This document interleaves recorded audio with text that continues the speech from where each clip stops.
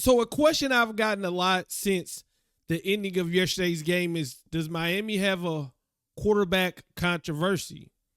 Right? Emory Williams came in 24, 33 yards, over 150 yards, 1 touchdown, 1 interception. And he got the W versus Clemson. Big win. Big dub. Big dub over Clemson, right? Down by 10 in the fourth quarter, ends up winning it in overtime. So do we have a quarterback controversy? Is Tyler Van Dyke our guy? Now, guys, situations like this, I have to reiterate.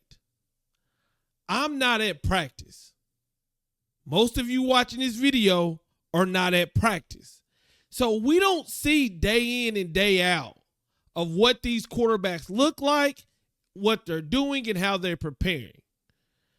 Everything I say, I will reference some of the games that have actually been played, but these are just my opinions and what I think going forward. Okay, Miami is 5-2.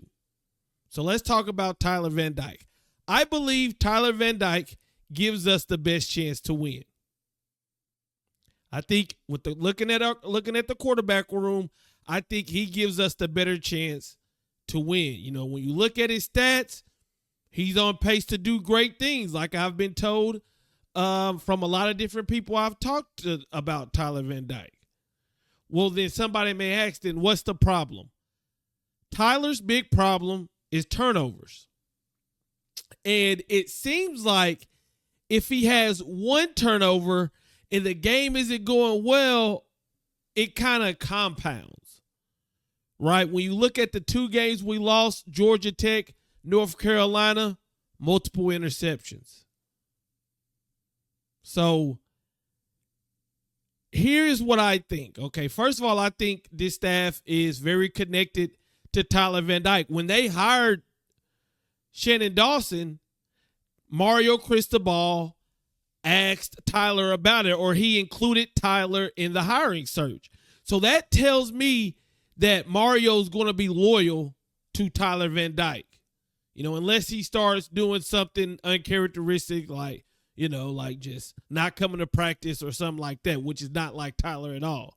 So I believe he is going to be our quarterback going forward for the rest of the year, right? He's going to be the quarterback going the rest of the year. If I was the Miami the coaching staff, what I would tell Tyler, I would say, don't throw interceptions, right? I understand there's going to be times where you throw up a 50-50 ball to Kobe Young.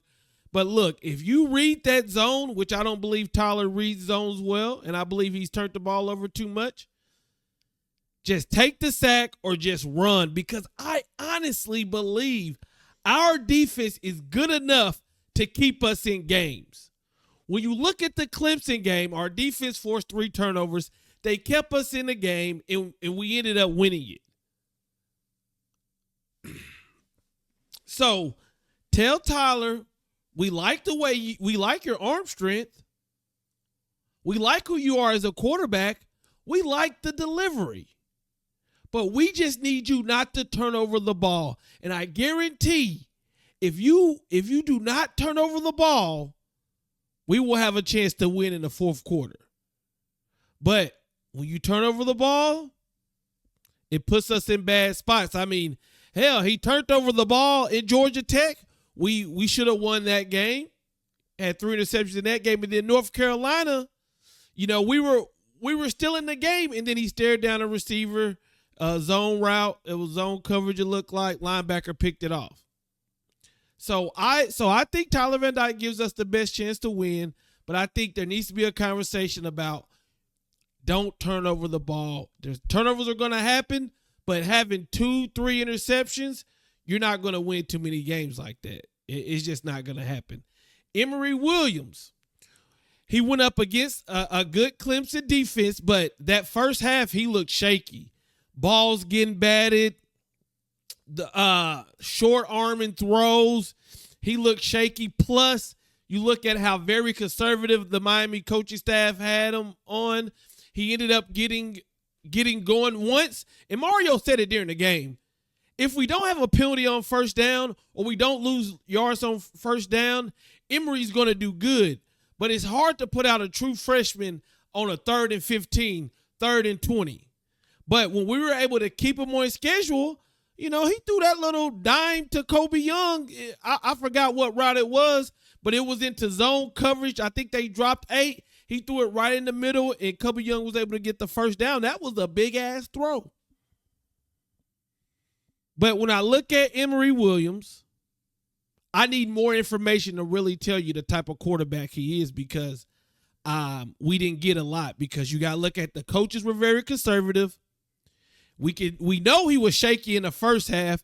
In the second half, he did good. But I will say he didn't let it overwhelm him, He didn't let it overwhelm him. I even like it when he threw the pass that Kobe Young, he thought Kobe Young caught it. He was talking stuff to the defense. He was hyping up the offense only to realize Kobe Young had dropped it. But I was like, I like that in my quarterback. I like that. So he showed us some good things, but I don't want to make a judgment on him just yet. I want to watch him, right? And then Ja'Cory Brown. I've seen people say if he was in a game, he could have did what Emory Williams did. And I'm like, guys, we don't know that. We do not know that. We don't know if, he could have got in the game and took off on a couple runs and really blew out Clemson. We don't know if he would have threw some passes and they would have got intercepted. We just honestly don't know. But it's so easy to say if this or if that, but we really do not truly know. He's supposed to be redshirting, so I assume he's not going to play this year, right? And I think the coaches in this game, and this is also easy to say, I think they did a good job of saying, okay, Emory Williams, you're our quarterback. We're going to stick with you through thick and thin. And look what happened. First half he looked shaky. Second half he got more consistent. But me personally, I hate yanking quarterbacks in and out of a game, because even if third quarter they would have said, okay, Ja'Cory Brown, you go in, that's unfair to him to come off the bench cold turkey against a Clemson defense. No, whoever starts, let them finish the game at the quarterback position and then make adjustments after that. I don't think there's a quarterback controversy.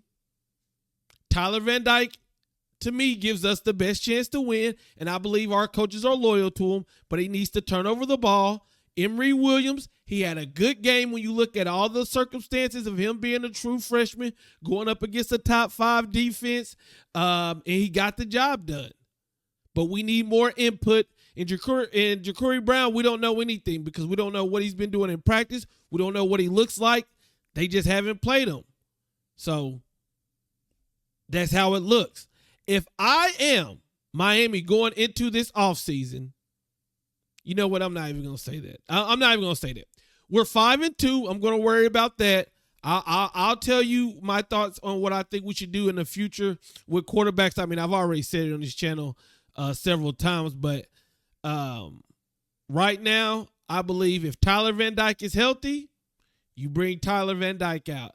If not, then Williams, Brown, whoever they think is the better quarterback, they need to play, and they need to let him play throughout the whole game and let him try to do better, man. I'm curious to hear what y'all got to say in the comments, because I know the comments are going to be fire, and I hope that I gave you a look or a perspective that maybe you weren't thinking about, or I said something that you can disagree with that we can have a conversation about, because I am very open to conversations in my comments. Hey, I'm out, man. Peace. No more defeats. 5-2. What you gonna do? Let's get ready for Virginia.